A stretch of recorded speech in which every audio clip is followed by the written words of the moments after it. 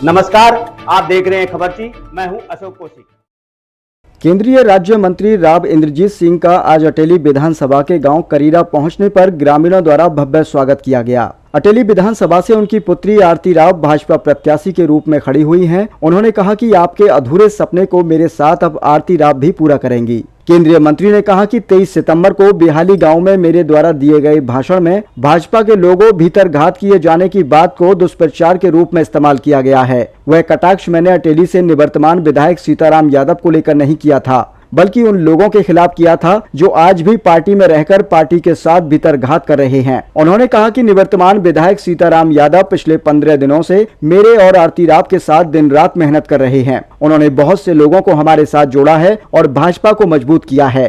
केंद्रीय मंत्री ने कहा कि मैंने कभी जनता द्वारा प्रदान की गई ताकत को निजी रूप में इस्तेमाल नहीं किया। मैं आपको आश्वासन देता हूं कि मेरी बेटी भी आपकी प्रदान की गई ताकत का निजी रूप में कभी इस्तेमाल नहीं करेगी। आपकी दी हुई ताकत को हम आपके लिए इस्तेमाल करेंगे और मेरी बेटी हमेशा आपकी सेवा में तत्पर रहेगी। अब यह आप लोगों को तय करना है कि आपको अपने क्षेत्र का वर्चस्व चाहिए अथवा रोहतक वालों का।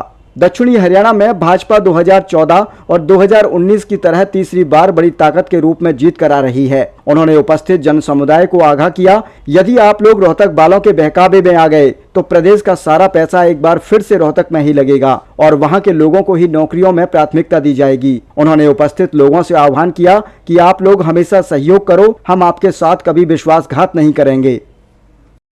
लेकिन 2009 के बाद पार्टी ने मेरे को गुड़गांव के लिए चयन किया और पिछले 4-5 बरस से गुड़गांव पे मेरा ध्यान ज़्यादा रहा और आप लोगों से थोड़ा सा मेरे आने जाने का जो संयोग था वो कम हो गया। आज सीताराम जी कह रहे थे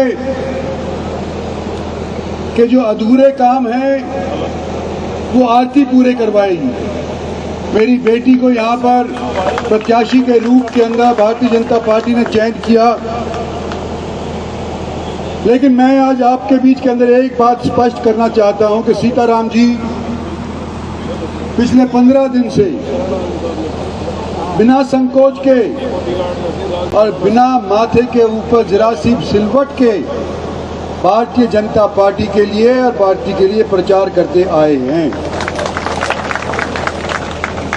और कुछ प्रचार इस किस्म का भी किया गया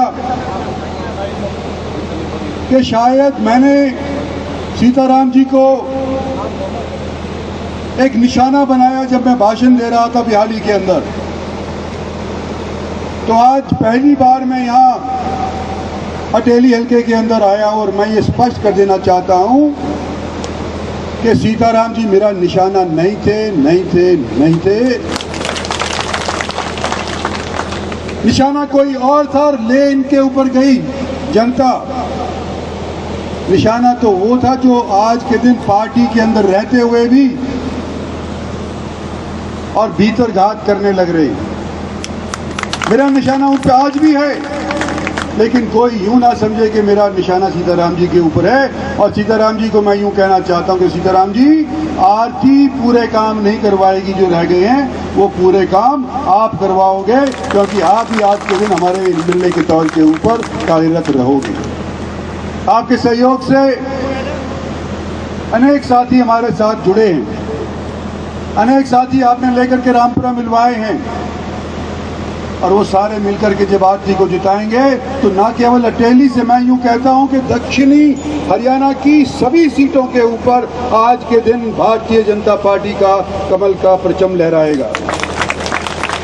हम भारतीय जनता पार्टी की सरकार बनाने के अंदर 14 के अंदर भी सक्षम थे, 19 के अंदर भी हमारे सहयोग से ही बनी है, 14 के अंदर हमारे वर्चस्व की वजह से ही बनेगी अगर आप सब लोग मिलकर के साथ देते हैं। नाम अहीरवाल, लेकिन मैं यूं कहता हूं कि कोई भी इलेक्शन एक बिरादरी के नाम पे जीता नहीं जा सकता। आज मुझे ये सौभाग्य है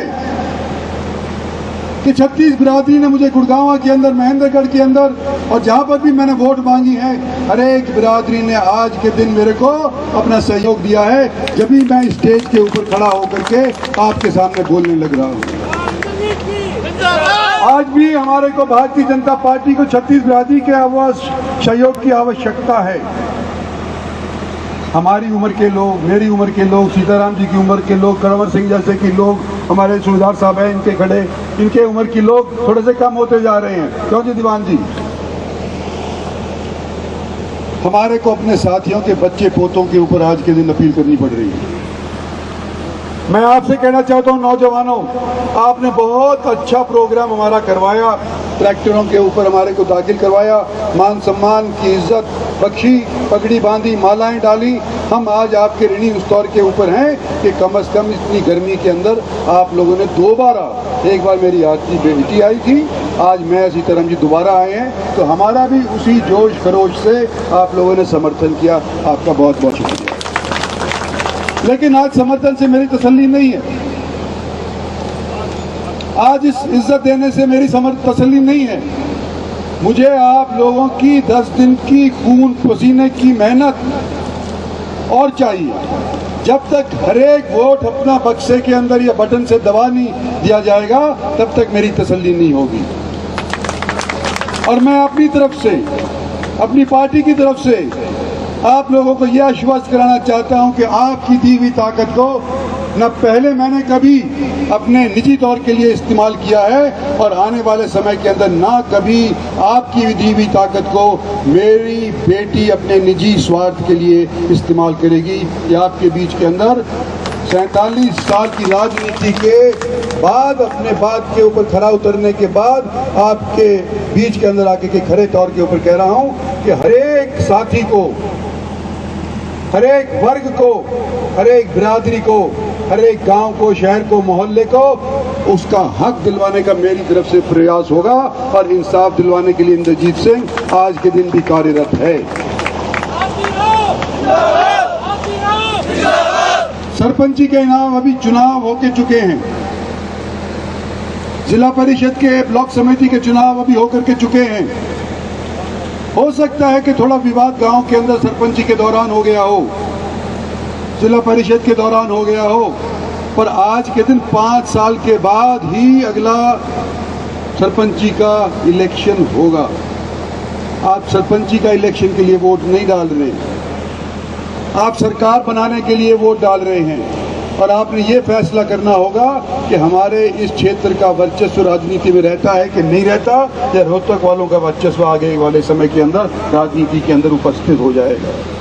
जिनको रोके रखा था 10 साल, क्या वो दोबारा से हमारे ऊपर राज करने लग जाएंगे? इस चीज़ का सोच आप लोगों को आज करना है और उसका फैसला लेना है।